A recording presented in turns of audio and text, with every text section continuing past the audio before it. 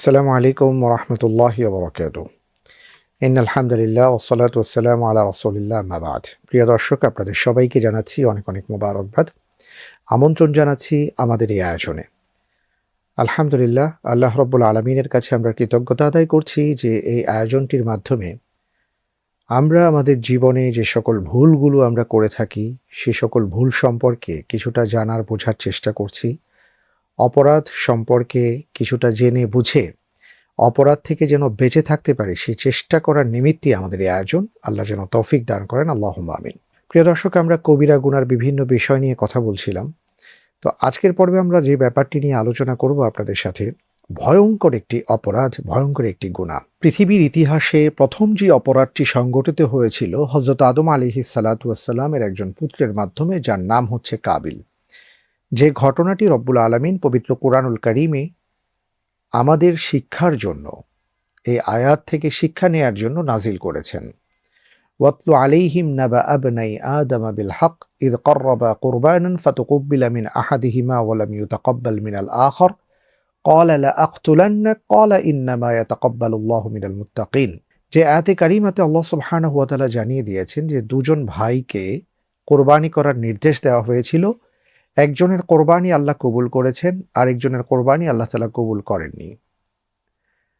যার কোরবানি কবুল করা হয়নি অর্থাৎ কাবিল, সেই পরবর্তীতে তার ভাই হাবিলকে হত্যা করেছিল এবং এই হত্যার মাধ্যমে এই অপরাধ পৃথিবীতে প্রথম সংঘটিত হয়। প্রিয় দর্শক, একজন মানুষকে হত্যা করা কবিরা গুনাহ, ভয়ঙ্কর অপরাধ, বান্দার হক নষ্ট করা। এই কবিরা গুনাহ থেকে আল্লাহর কাছে আমরা পানাহ চাই। রব্বুল আলামিন আমাদেরকে হিফাজত করুন, আমিন। কারণ এটা এতটা ভয়াবহ। আল্লাহ সুবহানাহু ওয়া তাআলা এই সম্পর্কে কোরআনুল কারীমের সূরা মাইদার ৩২ নম্বর আয়াতে ইরশাদ করেন, ওমান ক্বাতালা নাফসান বিগাইরি নাফসিন আও ফাসাদিন ফিল আরদ ফাকান্নামা ক্বাতালান নাসা জামিআ। কোনো প্রাণ যদি কোনো প্রাণকে হত্যা করে, অর্থাৎ কোনো মানুষ যদি কোনো মানুষকে হত্যা করে, তাহলে সে যেন গোটা মানব জাতিকে হত্যা করল। ওমান আহিয়াহা ফাকান্নামা আহিয়ান নাসা জামিআ। আর কেউ যদি কাউকে রক্ষা করে, তাহলে সে যেন গোটা মানব জাতিকে রক্ষা করল। আল্লাহু আকবার। এই আয়াত থেকে আমরা অনুধাবন করতে পারি যে হত্যা করাটা কতটা ভয়াবহ অপরাধ এবং কাউকে বাঁচাবার চেষ্টা করা কতটা কল্যাণকর। আল্লাহ রাব্বুল আলামিন পবিত্র কোরআনুল কারীমের সূরাতুল ফুরকানে ৬৬ থেকে ৭০ নম্বর আয়াত পর্যন্ত যেখানে আলোচনা করেছেন বা আমাদের জন্য নাজিল করেছেন গুরুত্বপূর্ণ আয়াত, যে আয়াতে কারিমাতে একজন মুমিন কি কি করবেন না সেই সম্পর্কে তিনি জানিয়ে দিয়েছেন। এর মধ্যে ইরশাদ হচ্ছে, ওয়াল্লাযীনা লা ইয়াদউনা মা'আল্লাহি ইলাহান আখর ওয়া লা ইয়াকতুলুনা আন-নাফসাল্লাতী হারামাল্লাহু ইল্লা বিল হক। যে তিনি হচ্ছেন মুমিন যিনি আল্লাহর সাথে কাউকে শরীক করবেন না, আল্লাহর সাথে অন্য কাউকে ডাকবেন না এবং কোনো প্রাণকে অন্যায়ভাবে তিনি হত্যা করবেন না।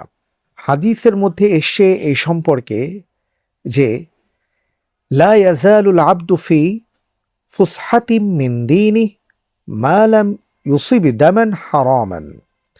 অর্থাৎ বান্দা যতক্ষণ পর্যন্ত হারাম রক্ত প্রবাহিত না করে, অর্থাৎ নিষিদ্ধ হত্যাকাণ্ডে লিপ্ত না হয়, ততক্ষণ পর্যন্ত সে তার ধর্মের মাঝেই অবস্থান করে। আল্লাহ রাসূল সাল্লাল্লাহু আলাইহি ওয়াসাল্লাম ইরশাদ করেছেন যে কিয়ামতের ময়দানে আউয়ালু মা ইউকদা বাইনান নাস ইয়াউমাল কিয়ামা ফিদ-দিমা। কিয়ামতের ময়দানে মানুষের মাঝে সবার আগে যার বিচার করা হবে সেটা হলো নরহত্যার বিচার। এত বড় একটি পাপ, এত বড় একটি ভয়ঙ্কর অপরাধ, এটা কোনো মুমিন করতে পারেন না। এই কারণে রাসূল সাল্লাল্লাহু আলাইহি ওয়াসাল্লাম বলেছেন, একজন মুমিনের পরিচয় কি? আল মুসলিমু মান সালিমা আল মুসলিমুনা মিন লিসানিহি ওয়া ইয়াদিহি। একজন প্রকৃত মুমিন হচ্ছেন তিনি যার হাত থেকে, যার ভাষা থেকে আরেকজন মুমিন মুসলিম নিরাপদ থাকবেন। শুধু তাই নয়, নাসাইর মধ্যে গুরুত্বপূর্ণ একটি হাদিস এসছে, লা কাতলু মুমিনিন আযমু ইনদাল্লাহি মিন জাওয়ালিদ দুনিয়া। গোটা বিশ্ব ধ্বংস হওয়ার চাইতেও একজন মুমিনের হত্যাকাণ্ড আল্লাহর কাছে অধিক মারাত্মক। এই কারণে আমরা এই অপরাধ যেন কোথাও সংঘটিত না হয় সে ব্যাপারে সজাগ থাকব, সচেষ্ট থাকব। আর রাসূল সাল্লাল্লাহু আলাইহি ওয়াসাল্লাম আরও বলেছেন, আল কাবাইরু আল ইশরাকু বিল্লাহ ওয়া কতলুন নফস ওয়াল ইয়ামিনুল গমুস। বুখারী এবং মুসলিমের মধ্যে আসছে যে কবিরা গুনাহের অন্তর্ভুক্ত হচ্ছে আল্লাহর সাথে কাউকে শরিক করা, কাউকে হত্যা করা এবং মিথ্যে কসম করা, এবং তাদের জন্য জাহান্নাম অনিবার্য হয়ে যায়। আল্লাহ রব্বুল আলামিন আমাদের সবাইকে হেফাজত করুন, আল্লাহুম্মা আমিন। প্রিয় দর্শক, এরই মাধ্যমে আমরা জানতে পেরেছি যে কবিরা গুনার অন্তর্ভুক্ত একটি ভয়াবহ অপরাধ হচ্ছে কাউকে হত্যা করা। কিন্তু কেউ যদি এমন একটি অপরাধ করে ফেলেন তাহলে তার কি হবে? এ ব্যাপারে কোরআনুল কারীম যা বলে দিয়েছে আমাদেরকে, ওয়ালাকুম ফিল কিসাসি হায়াতুন ইয়া উলিল আলবাব। কেউ যদি কারো কোনো ক্ষতি করে থাকে, কোনো অঙ্গের ক্ষতি করে থাকে, তাহলে তার থেকে ঠিক সেইভাবেই কিসাস আদায় করা হবে, সেই অঙ্গ কর্তন করা হবে। কিন্তু যদি কেউ কাউকে ভুলে হত্যা করে থাকে তাহলে দিয়তের ব্যবস্থা রয়েছে ইসলামী বিধান মোতাবেক। আর যদি সেই পরিবার তাকে ক্ষমা প্রদান করেন তাহলে শরিয়া তাকে ক্ষমা করে দেয়। তবে এই ক্ষেত্রে আল্লাহ সুবহানাহু ওয়া তাআলার কাছে ক্ষমা চাইবার জন্য যেটা করতে হবে, যে যাকে হত্যা করা হয়েছে তার পরিবারের কাছে ক্ষমা চাইতে হবে। তার পরিবার যদি তাকে ক্ষমা করে দেন, পাশাপাশি রব্বুল আলামিনের কাছে ক্ষমা চাইতে হবে, তওবা করতে হবে, ইস্তিগফার করতে হবে এবং আজীবন এটার জন্য অনুশোচনা করতে হবে। যদি রব্বুল আলামিন মেহেরবানি করেন তাহলে তিনি ক্ষমা পেতে পারেন।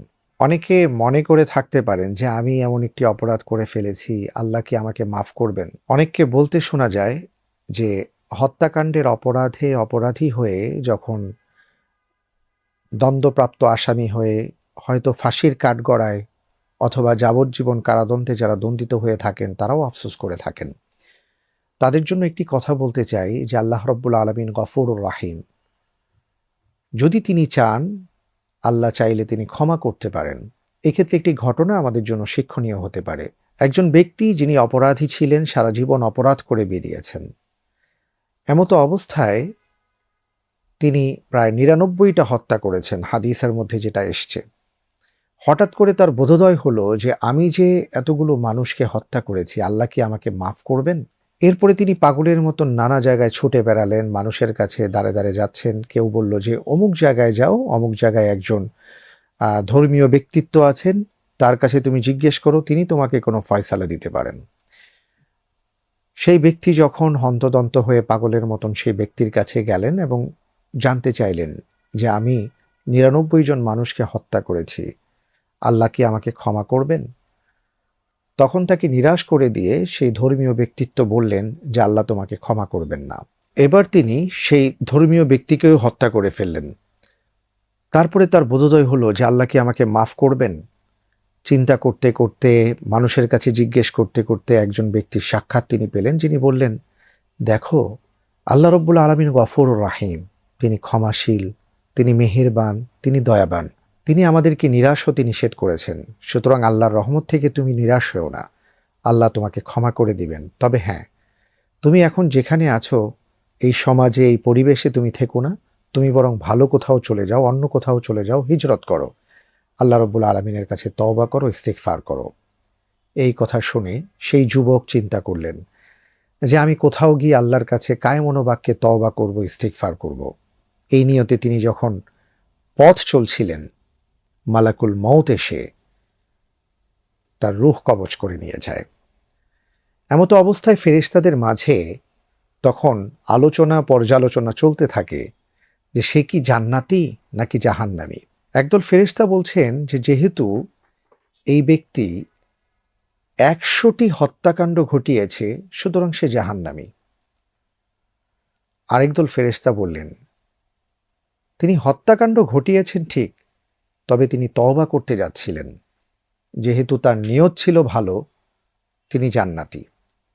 এই বিষয়টা নিয়ে যখন আলোচনা পর্যালোচনা ফেরেশতাদের মাঝে চলছে, এমতো অবস্থায় তারা আল্লাহ রব্বুল আলামিনের পক্ষ থেকে ফয়সালার অপেক্ষা করলেন।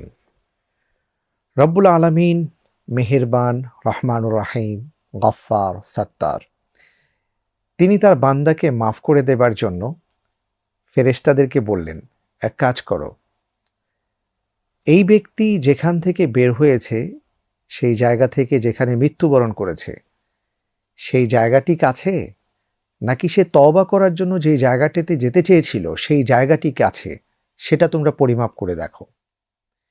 পরিমাপ করে দেখা গেল যে তিনি যেখানে তওবা করতে যাচ্ছিলেন সেই জায়গাটি দূরে, আর যেখান থেকে বের হয়ে এসছেন সেই জায়গাটি কাছে।